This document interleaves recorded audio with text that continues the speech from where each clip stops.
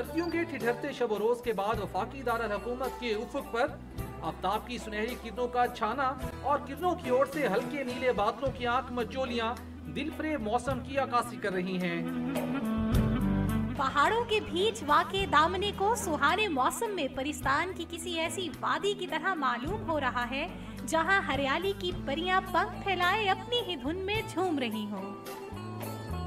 काफ़ी बारिशों के बाद, बहुत ठंड के बाद मौसम बहुत प्लेजेंट हो गया है। हम दामनिको पे आए हुए हैं और मौसम बहुत सुहाना है और फ्रेंड्स के साथ बहुत मजा आ रहा है। लहलहाते अशजार और रंग बिरंगे फूल ज़हनी दबाव को खत्म करके फिक्रे दुनिया के झमेलों से आजाद कर रहे हैं।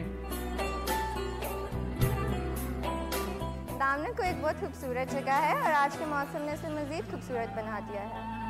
हसीन मनाजिर पर रक्स करती रंग बिरंगी तितलियां तस्कीने रूह का बाइस हैं और खुशगवार मौसम हर सू मुसरतें बिखेर रहा है।